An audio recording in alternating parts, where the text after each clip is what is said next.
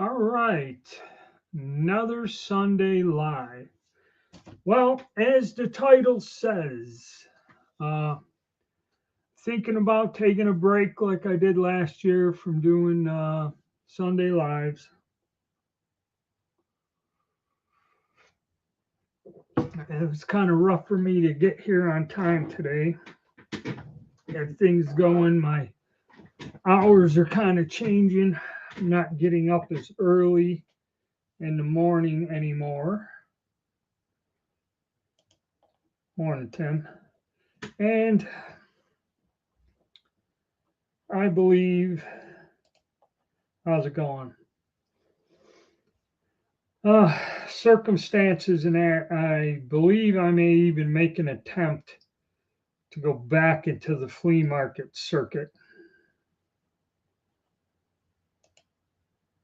Busy time of the season, yes, a lot going on, doing a lot of outdoor work, home repairs outside and everything.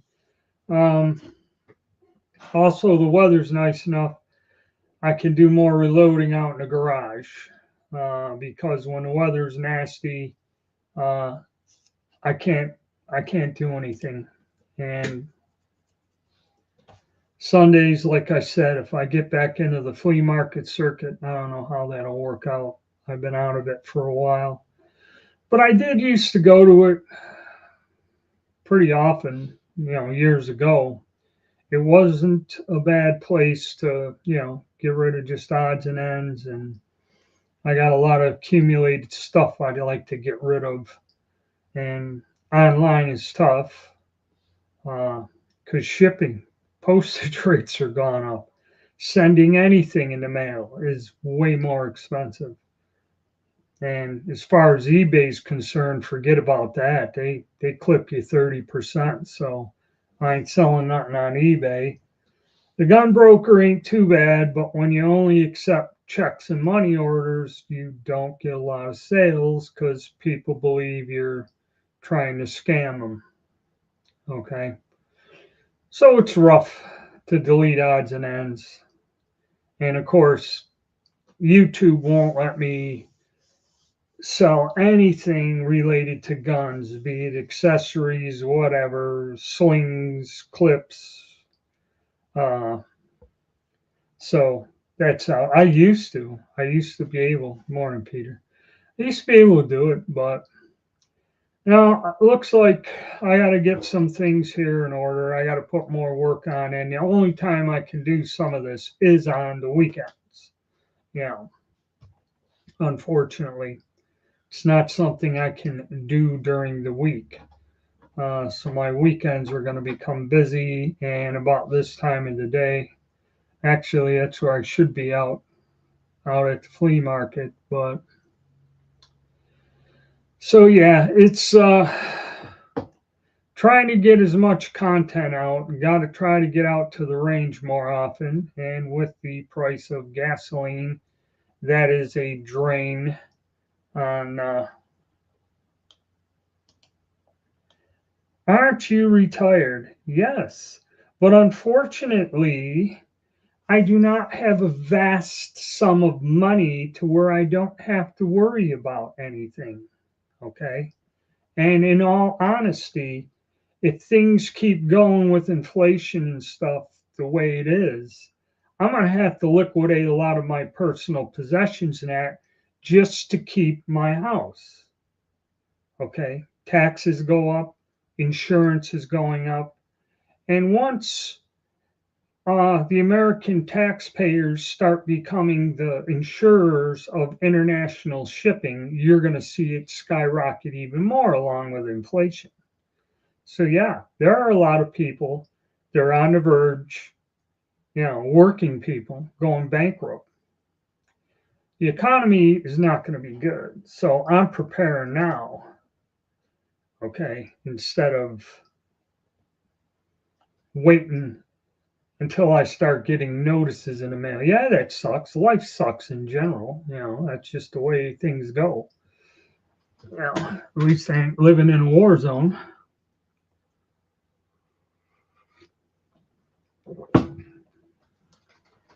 So, yeah. So it looks like going to curtail the lives for a while. Like I said, there's a lot of things I can do, but it's on weekends. I may start going back. Actually, I have some friends that are looking for me to liquidate some things for them, and I may have to start going to local shows and this and that and trying to get in touch with people and move some stuff, more or less, as you say.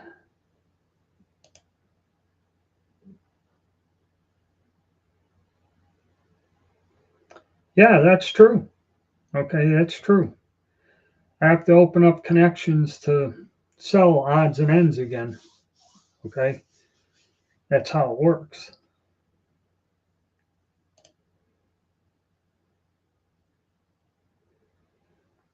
Well, you better have a ton of money in the bank.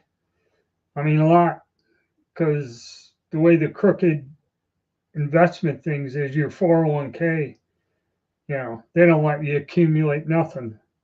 Okay, now when you put your monthly thing in there, all you're doing is paying the salaries of the assholes that run that stuff. That's it. You really don't gain any money. Okay, so investing in that is crooked.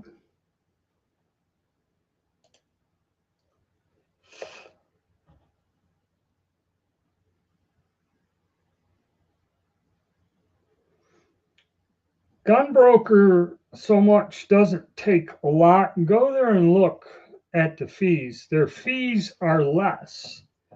Okay, but here's the problem. You can't use PayPal or anything like that. Okay, a lot of people want to do that, or Google Pay and everything. And another thing that is happening this year, if you get money sent to you through PayPal, okay, and even if people don't state and they send it friends and family and all this other stuff, okay, once you start accumulating certain amounts, because this is what happened to me and how I lost my account. Once you get like 2 grand in there and you start withdrawing it, they'll freeze your account and do an investigation. Okay. And if you keep drawing a lot of money out, number one, they know people are like selling odds and ends or yard sale stuff and that. If you get caught selling any type of gun accessories or guns or anything, your account's closed. Okay. They want you, if you're moving more than $2,000 in a year, then they want you to have a business account. Okay. And you will get a 1099 for any amount over $600 starting this year. Same thing with eBay. eBay will let you sell a lot of gun accessories, tools, reloading tools, and parts. But eBay charges you 30%. And secondly, if you go over 600, you will end up getting a 1099 at the end of the year. Okay. So trying to get rid of things is a royal pain in the ass. It's time consuming. The flea market is one way. The thing is, I've done it so much that if I put things out there that I used to know a bunch of these guys, I don't even know, some of them have passed away. But if they seen something on there that they know somebody's looking for, they send a word around and then somebody's there to come and buy it. Okay, so there's a network there that's all underground. Okay, but I was talking to some fellows about a month ago and all of that's gone. I mean, the minute I said reloading stuff, this guy's giving me a list of all the stuff he has in his garage that he wants. I said, I ain't buying it. I ain't buying, 38 caliber bullets and brass and stuff. I got tons of it in my garage. What do you think I'm going to be out here trying to sell?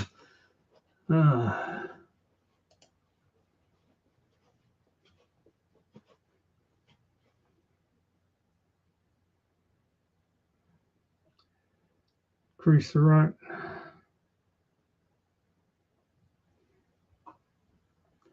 Yeah, I mean, that's true.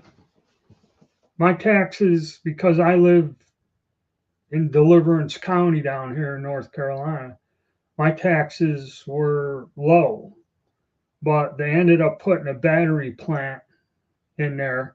And of course, one of the deals is these people don't pay for the water, they don't pay any taxes or nothing for so many years to bring 5,000 jobs to the area. All right. So that's why my taxes doubled in the past 3 years. It was pretty stable, it was a pretty nice place to live. And then my house insurance has also gone up almost double. Okay. And if you're lucky, my house is worth something, they still let me insure it. There's people that have these ramshackle houses, they tell them, we're canceling your insurance. All right. And, if you're paying a mortgage, if they cancel your homeowner's insurance and you don't have insurance, they foreclose on your mortgage. Okay. This guy didn't have that problem, but still, uh, you know, it's like when I lived up in New York, they had a map of the city, and these red zones of the city, you could not get house insurance. Okay. So if that house was sold or the original policy, like my grandmother had one from 1950 to she was paying on the house, and at the time it was a two-family home, it was insured probably in the 60s or 70s for its value, and the value was like, say, 80K. In reality, after she passed away, my father sold that property, okay, for I think $8,000 cash. And he just took that because she was in a home, and he just deposited that into the account for where she was being cared for.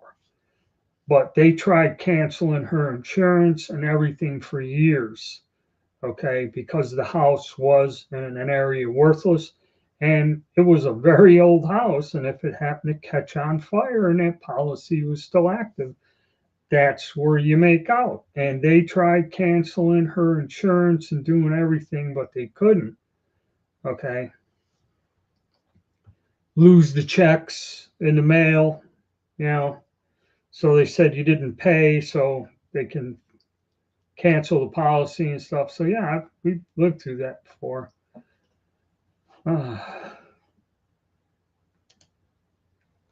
Morning.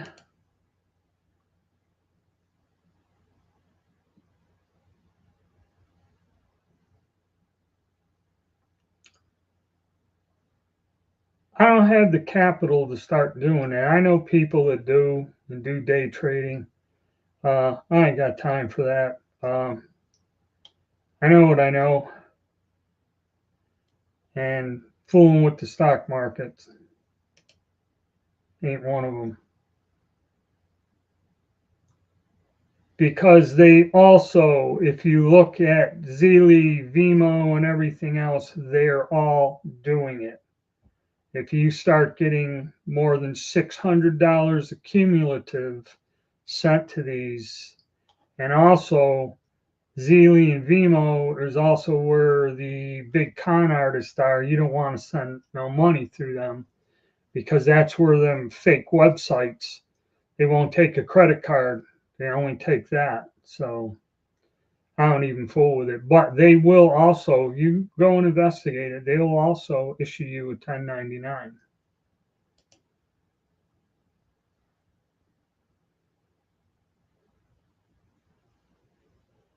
Special tools, okay.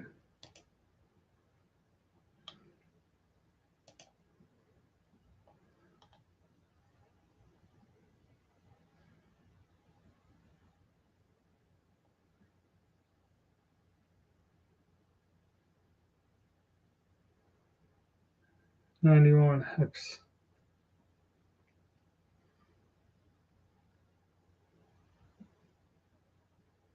Yeah, okay. That's another thing. Just because a guy owns a gun store doesn't mean he knows everything about all guns. Most of these people don't. They usually specialize in stuff, especially like a sporting goods store or something. I've been in there, and they sell all kinds of, new commercial guns. You start bringing in old antiques or military guns, and these people are at a loss. All right. Uh, you'd find at a gun show somebody actually knows what these things are. Okay. But it's very rare to find a person owning a local gun shop that deals in this, because that's why I kind of stopped going to them. They'd never have any old guns in there. And then one shop that did took it on consignment, and there were some interesting old military weapons they had in there, but the price was like double anything I'd pay for them. You know, so it's tough. You have to more or less build a network, know people that are collectors. It depends what I'm trying to liquidate. Okay, if it's something I can make 2 or 3 texts to local guys and go, hey man, here's a pick. This is what I got. This is something for you. Help me save some time in that. If you want this, we'll discuss it. If not, then arms list. And I mentioned that once. And there's some people that say, arms list. That's another shady, treacherous territory there. I almost got burned by the ATF because they say these online brokers are where criminals are getting their guns. Well, what's an online broker? Okay. You can send a firearm to an FFL for somebody. And the thing is, if I present my ID and everything, my legal address and all this other stuff, an FFL can take that, put it on his books, and then run the background check on the person that picks it up. Okay. At least that's the way it was. I have no idea if they've changed it or whatever. And plus, the thing is, it got to where you could not ship a gun legally through the UPS, anything, FedEx, anybody, unless you had an FFL on file. See, so they did all this shit to screw you up. Okay. But I had something advertised I was trying to sell local, and a guy says, hey, I live 3 states away. I'm interested in that gun. Can you ship it to me? And I said, well, do you have an FFL that'll accept the shipment? Yes or no. And I said, if you need it to go through an FFL, I'll go make arrangements with my transfer dealer. And the email he sends back, I just said, tell me, do you have an FFL set up and ready? Yes or no? And it sends me back this email, well, I'll pay you shipping and I'll pay you extra for your time. I said, you're not answering my frigging question. Yes or no?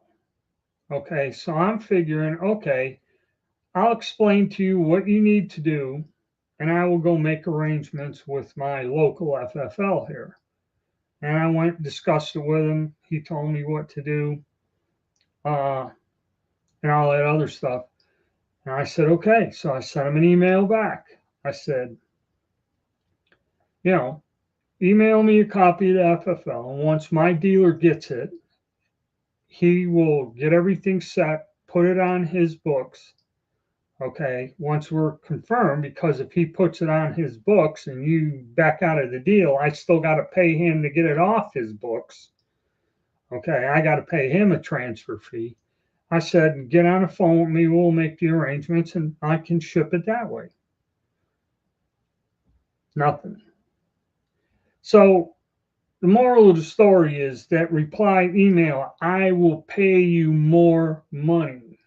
Doesn't say I have a dealer, I will pay you more to ship it to me, is entrapment from the ATF that thinks that I'll just say to hell with it, put it in a box and send it to God knows who if he gives me more money.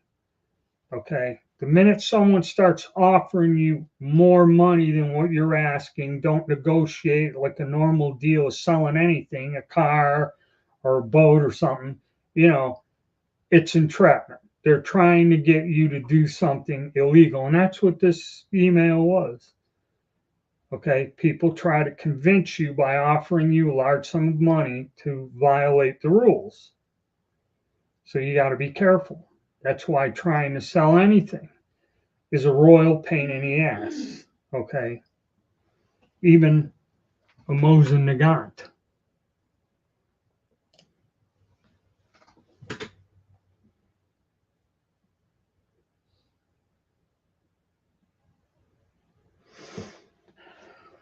Yeah, I mean, that's what arms list is. You put down where you are, and generally you go meet the person and negotiate a deal. I've sold several guns through arms list locally to people. Okay. It's, because I don't even know if people use the newspaper anymore. It used to be you go get the Sunday paper and look at the classifieds and see people selling shotguns or something, all the time. I guess that's verboten or whatever. Or who knows? You have specific avenues to advertise to sell firearms, and that's the way it is. But see, I've been here, and I know most local collectors, younger people, and I knew them from the gun shows. That's where we used to meet. I mean, when they had a gun show here before they started canceling them all, and now you get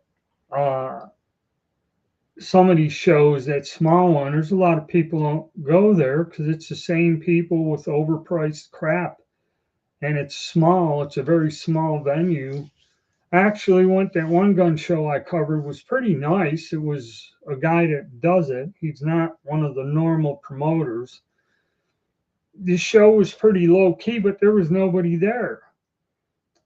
There were some things there that I may have been interested in, but there were some people selling stuff at a fairly decent deal.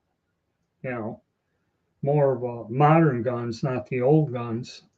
And there was a guy that had every type of upper AR receiver that you can, uh, you know, imagine there. Of course, because he didn't need an FFL. He's selling parts or accessories, and then the guys that sell you every kind of type of optic laser light thing that you can clamp on a gun, you got him there. And you get a better deal on Amazon for the same Chinese made crap. So, yep.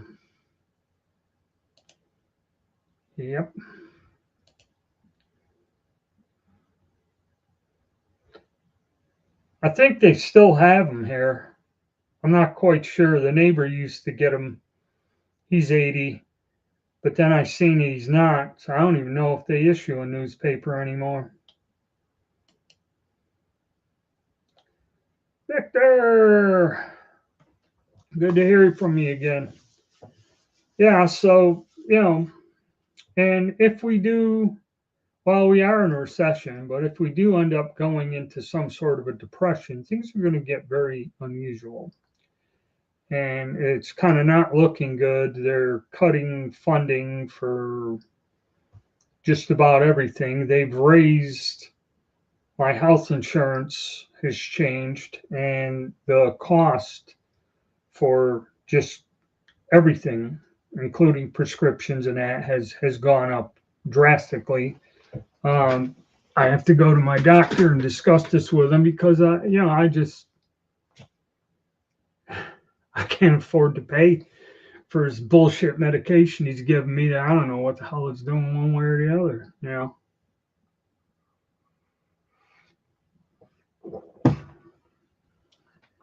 And it's getting tough.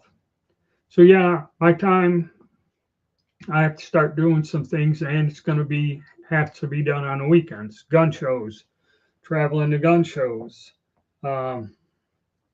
May start doing that just to check out what's going on. Some of them are only 45 minutes away. Some of them are hour and a half away in that.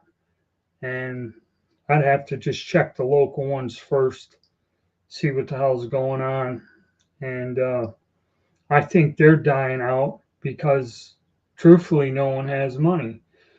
I went over, y'all know I got that Caltech 5.7 that, you know, $400 MSRP comes out. Everyone's selling them 7 and 8, and they're dropping, on sale from 7 to 5 and that. So Caltech says, hell with it, we'll sell them directly. I go to my transfer dealer, have him send his FFL. I order it right from Caltech. They send it to him. Okay, no distributor, no wholesaler, no nothing. I just pay Caltech. Well, they hit the streets, and you go to all them ones I told you, Battlehawk Armory, PSAs, and I think it was Battlehawk. The 380, again, 400 MSRP. You got it out there? Battlehawk had it for $299.99. It ain't even been 5 months since they released them or whatever. We're touting them. They're already shaving $100 off the MSRP. That's how bad the market is. Caltech is not really the most favorite place. A lot of people don't like the company and the design of their guns, and that weird push down stripper clip thing I don't think is popular. It just freaks people out. I see people get confused just using a regular clip fed pistol, nevertheless telling them stripper clips and all this other weird shit. Um, People that are in the know of guns or study them or investigate and look at all the new stuff have some sort of knowledge about it. Like me, like I told you, for me, it's hard with that stripper clip, and then the bullets get misaligned, and that's where your jams go. But the average person, which is the vast majority of people that usually go into stores or gun shows and buy these guns, ain't gonna touch a thing with a 10-foot pole, and it's already showing. Not even 6 months since the release, they're already shaving $100 off the MSRP. So things are not good. That is a very good indication. And also, my dealer told me he talked to the local guys that got shops, and that they said sales are terrible.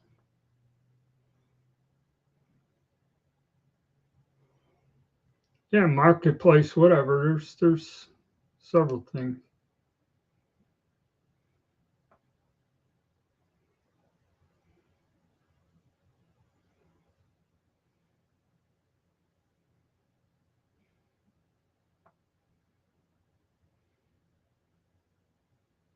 $2.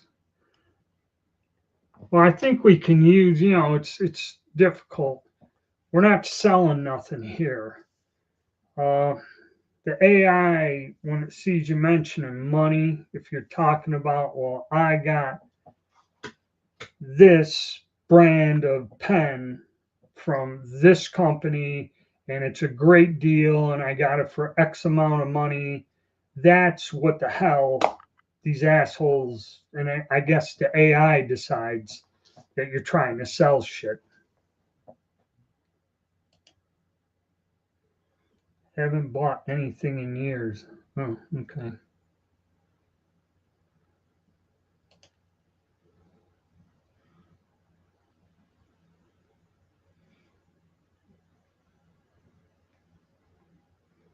Yeah, because people can't afford to keep them.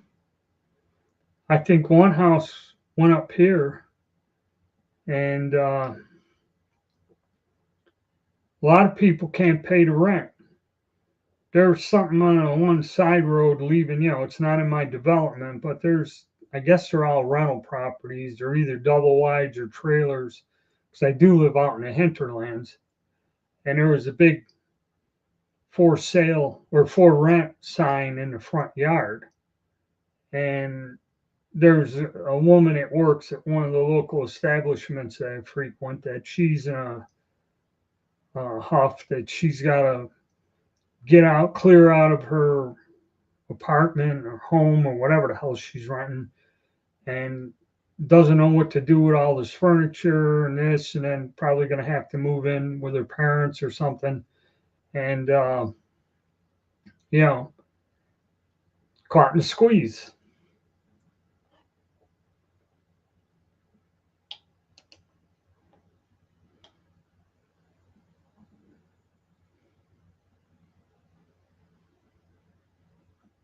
Yeah, that's what happened where I lived. I mean, I remember uh, there was some sort of financial shift. It was way back. Um, it was during the Clinton era when he was going to force people off of welfare. And then all of a sudden, I was driving. I live on one side of the city, and I was driving to my parents' house to go visit them. I'm driving across, and I mean through every neighborhood, the crappy neighborhoods, the halfway decent neighborhoods, and even the nicer neighborhoods and that. There were for sale signs across the whole damn city, and that's before the whole thing in New York, the housing stuff dropped. And I mean, people lost jobs. It was gradual, you know, and it got to where homes are worthless. And actually, in that city, at the peak, okay, in the city was 125,000 people lived there. They had 3,000 abandoned properties. Okay, it's like Detroit's another place. Okay, it was even far worse than Utica. Utica was a small city compared to something like Detroit, but same thing happened in all these northeastern cities in the Rust Belt, where everyone lost their jobs, and then people you just picked up and left the friggin' house. I've seen it. I've seen people just pack up, move, and leave. You know, out of state, go somewhere else, leave the house, abandon it.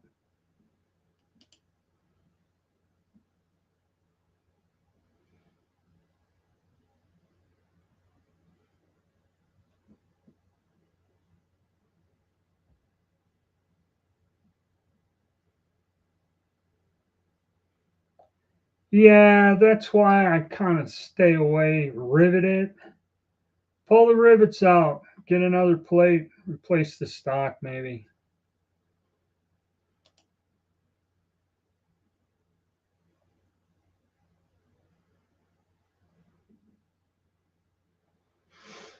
Yeah, nobody's buying nothing. I think even they were complaining you see with the on the stack in silver and gold, all the silver channels are saying silver's dead, nobody's buying. You know, people are trying to sell, dealers ain't buying. It's stagnant. Too big of a jump, drop back, kind of high. No one knows it's going to pull back farther or whatever. So now it's everyone is confused.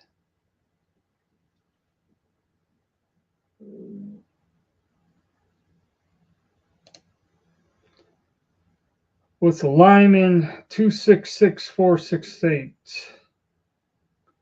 What is it for? The number right offhand 266469.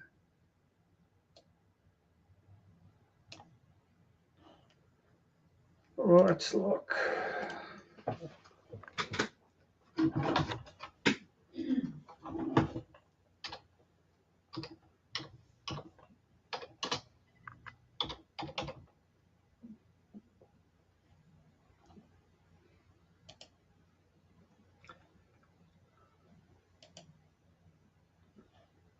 Lyman.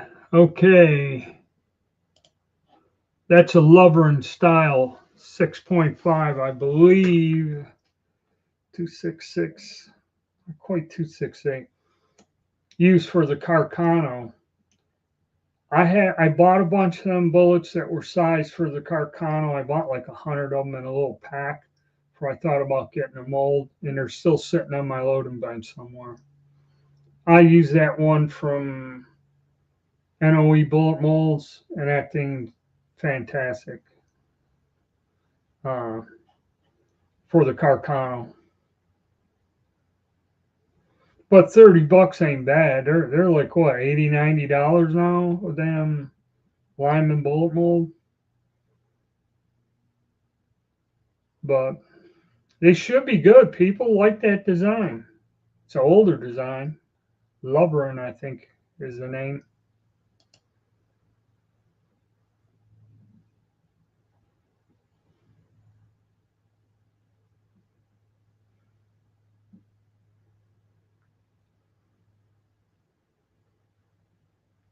Get one of them little fold up houses you see. Some of them are only 10 grand.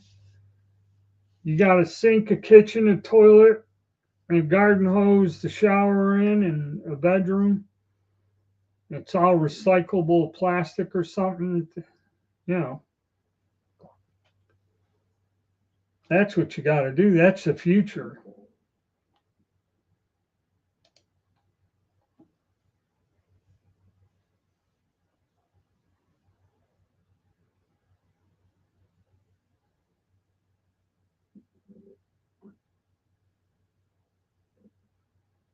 Yeah, I mean, if it's just a small defect, the hell with it. I mean, I seen people selling Enfields for 600 or more. Okay, I can't remember where the hell I seen it, but I was looking at it, and they're wanting $600-700 for an Enfield. They're like Moses. There's a couple billion of them around. It's a common gun. Uh,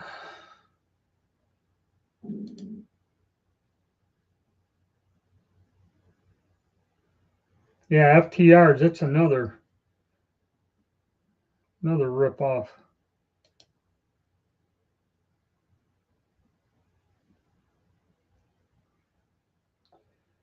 Probably the 6.5 by 55, because in the Swede you don't have to go as big as the Carcano 268 or something.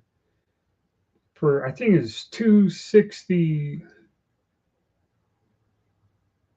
yeah, 266 or whatever. Uh, the Swede, you can get a couple thousandths grip on that on the bore without having to go all the way out there. That's another thing. NOE, if you want to even take that Carcano bullet and size it down, it's nice and stepped, so you only have that one bearing surface in there to get the right style mold. The Loverns, I think that goes the whole way though. Uh, I don't know if that goes the whole damn way or not. Or it may be tapered, but maybe not. Don't know.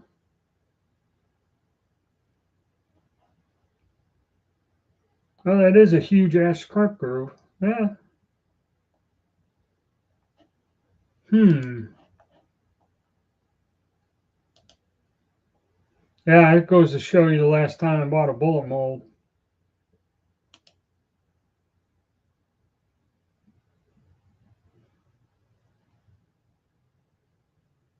They're going close to a grand. Well,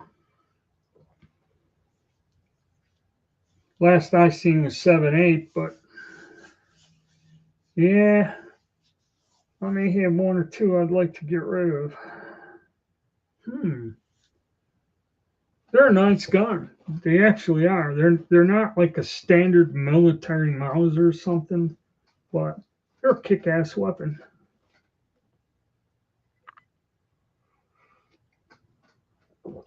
Yeah.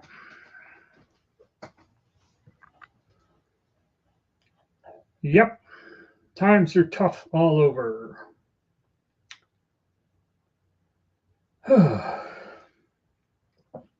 Yeah, it looks like that's what I'm going to do. Get out there and just start reloading my own ammo on the weekends and hitting the flea market or gun shows. Flea market's pretty dead too, much like the gun shows. The only thing you find there is a lot of junk. Um, the big scare came through when the ATF, and that's where I have to check the regulation on what constitutes a gun dealer. Because there's all these old dudes that come up there with about 20, 30 shotguns, 22s or something. I remember one time, I don't think I went to an auction or something. Single barrel shotguns sell at this place. Okay.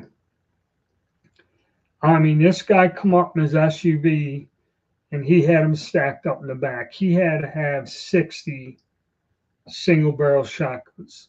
He goes, I got some in here because it says patent 1890 or something from the 1890s to, the brand new Iver Johnsons or whatever they were, the trappers, just a little case hardened single barrel, all single barrel shotguns. And he had them priced anywhere from 50 to like 100 and a quarter or 100 and a half.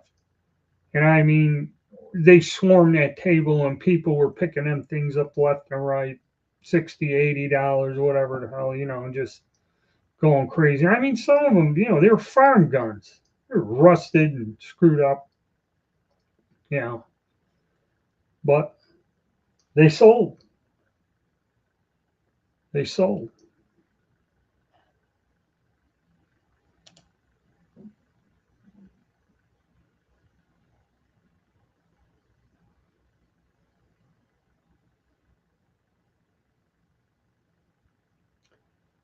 I didn't mention anything about selling guns other than one or two things. I've got a ton of just reloading equipment, reloading supplies, and bits, pieces, things like that.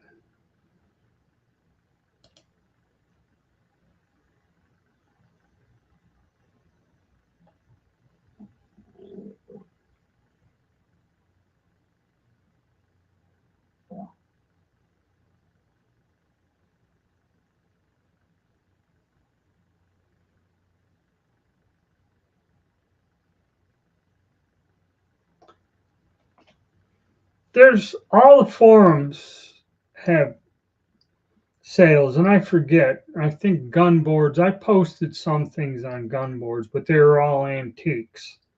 Okay, years ago, they were antiques, and uh,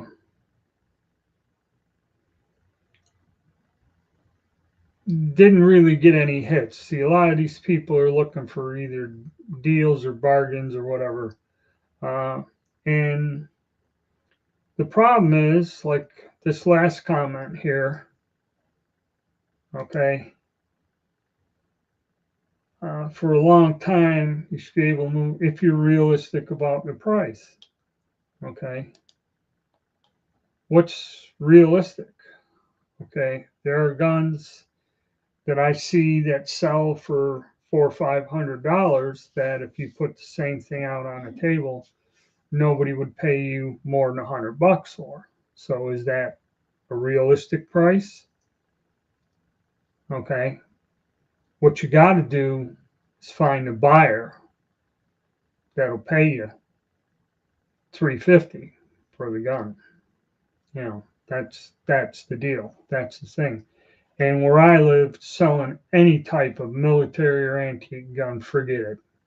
Ain't none of these jamokes gonna pay you nothing for them. Okay. Like I said, I do know some collectors, and if I have something, I know what it's worth, what the going rate is. I send one text message, say interested. He'll say yes or no quickly. Okay. And then that's that. And if it's something the guy wants and the price is reasonable, okay, or what the going rate is, and he knows he isn't going to find one any cheaper, okay, then yeah, you got to sell. But forums and that, I see some wild stuff and never had any luck. And gun shows too, the gun shows, they're tough on you for trying to sell something. You can't do it outside. You got to come inside, and half the time it's a dealer running up to you. How much you want for it? Huh? I want $400. Yeah. No, I'm not going to tell you 50 or 100. Okay, and you're going to take it, put it on your table with a $700 price tag on it as soon as I walk away.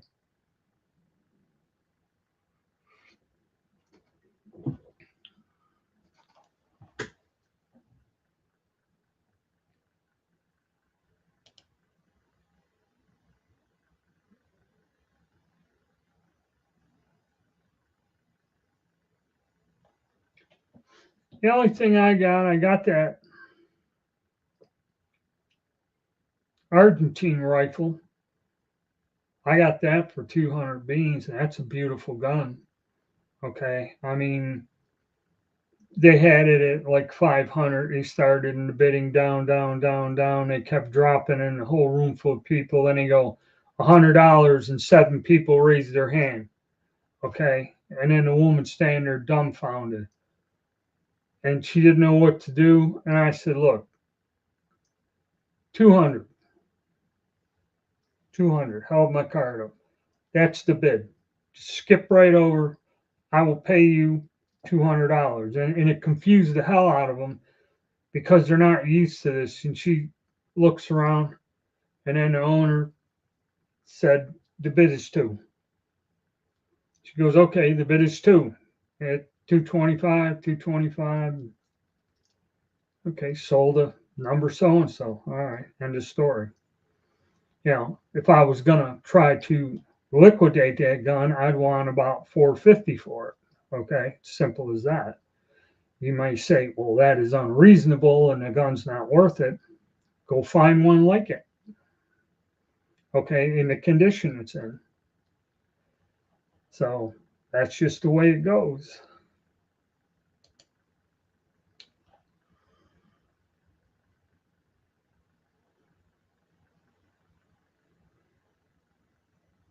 Yeah. I mean, a NATO chamber, I found out, 308 gauges only vary 3 thousandths or something, where the NATO gauge is, I got the NATO gauges and I've checked. I did the video where you've seen it, where I checked the guns. Um, NATO's wide open. So, again, and everyone arguing, oh, the guns will blow up in there. Nah. And of course, the gun geeks got a show where they went and stretched one out.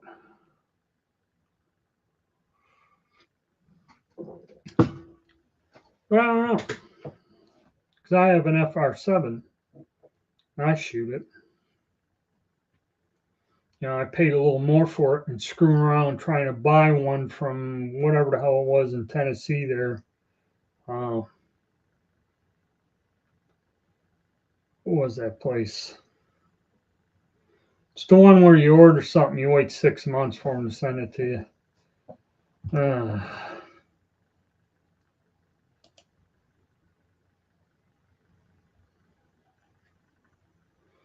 Well, there you go. Take some time, cast some bullets. I know they made them hollow point bullet molds. They made a lot of interesting stuff that is worth a lot of money now because it's collectible. They stopped making some of that stuff. Lyman or Ideal, whenever they bought Ideal out, they made some wild things.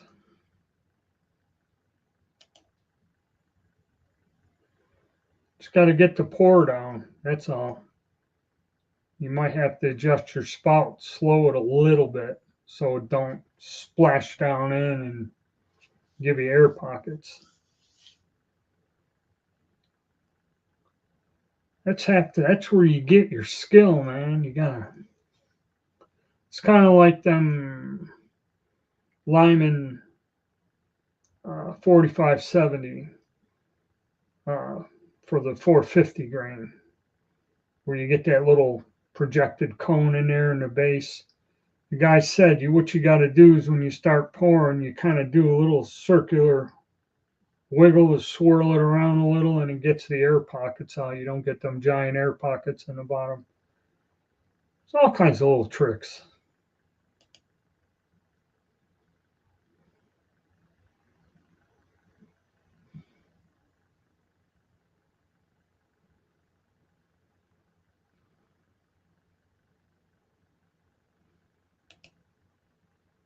So far. Yeah, I casted something. That 30 caliber I had to cast for the French pistol. They're 89 grain bullets and they're gas checked. you want to talk about a pain in the ass, I got good results with them, but they are tough. I don't even know if I could cast anymore. My hand's so bad now, and it gets worse. The older I get, the worse it is. And I can't hold the mold steady enough. I have to probably either pay someone to cast for me or something. But yeah, I don't know what the hell I'm going to do there. Just liquidate all of that stuff too or not. Don't know. Kind of sucks because I got a lot of custom molds that I make bullets with for specific firearms.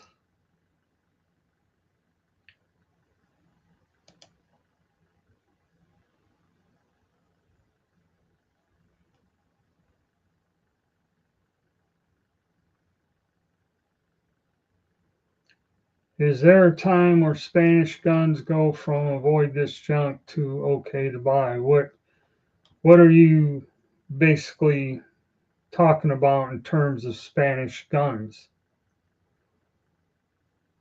Military rifles, star handguns, what are you talking about?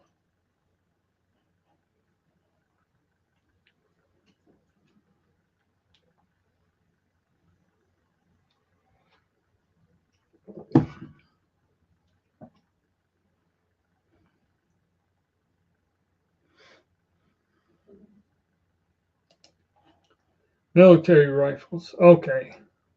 Spanish military rifles is the Mauser 93. There's nothing wrong with them in terms of how they were manufactured or anything like that. The problem is the Spanish military, however the hell they did things, okay, either the men are forced conscripts or whatever, but part of the thing, if you're in the Spanish military, you have to go, and that's somebody who was in the Spanish military said that. They make the soldiers shoot the rifles in target practice. In other words, you were proficient in shooting a rifle. They had a lot of training and a lot of practice. This is why a lot of these Spanish guns, and I've seen some rare examples, and even the ones that were made for the Air Force in the 40s, the 8 millimeters and that, you'll look down the barrel and you can kind of tell, I can tell when the bore is shot out. If the bore's clean, it's not dirty, somebody cleaned it, you can look down there and see that that rifling is about 1,000 deep or something. I mean, it's just worn out. It's not pitted, it's not rusted. They would just shoot these guns until they were worn the hell out. They were no good. That's why a lot of the 7 millimeters were redone in 308 or 7.62 by 55 NATO. They rebarreled them. And these guns were mainly used for rifle training, just marksmanship training. Okay. And that's why I found them where,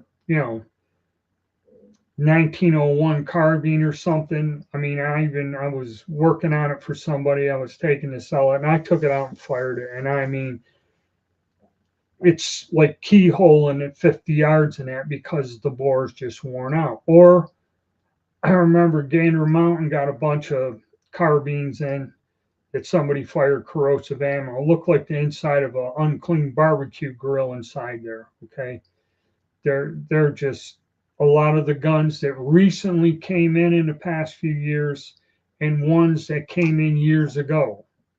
All right, that's why you don't know how many people I see buy a rifle at a gun show and never ask to look at the bore. Okay, never ask to look at the bore. And some of them are just worn out junk. That's as simple as that. Okay. So, you have to look, and some of them I've seen every now and again, somebody will let out of a collection a fairly decent looking 7mm Mauser. They are around. Okay, you just gotta, because it doesn't have to be a Spanish rifle. You could find KR-98s that were buried in the mud, okay, that are total junk and garbage. They're not worth anything, right? So, you have to be able to judge the condition of a rifle from looking at it to know whether it's junk, be it Spanish or anything else. Yes, that's correct.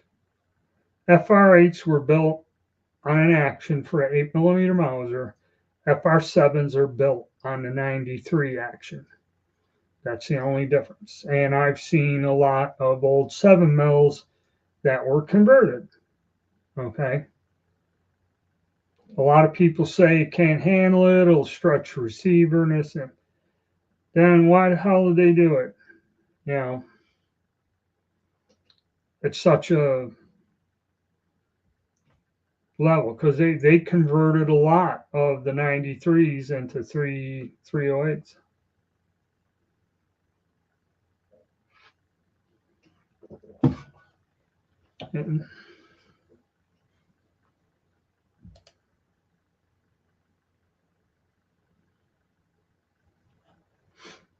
Yeah, I mean, you gotta be able to look at them and tell. I just ran across a guy that had a Swedish Mauser. It was a weird one. It's got an import mark on it. It looks like somebody re-blued it.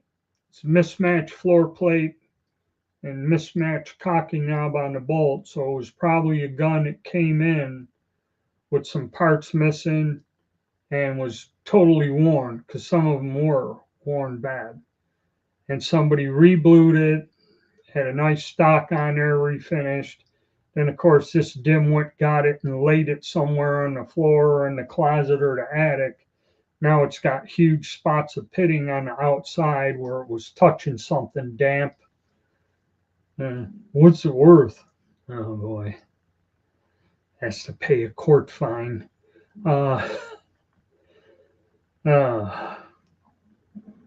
Some things you don't even want to get involved in.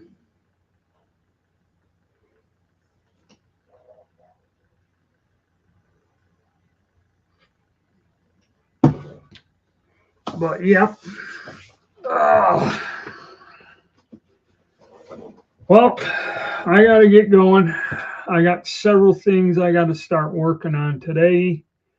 And this will probably be it for a while. Now that the spring, summer months are here, if I ever do go back to the lives, will probably go back towards the fall again and that. And I'm going to just keep trying to crank out content. I have a lot more reloading videos to do.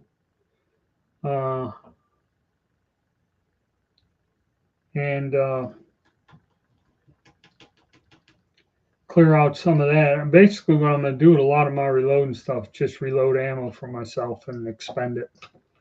I ain't even going to try to sell the components. Trying to sell the tools or any equipment is kind of a nightmare unless you're giving it away. And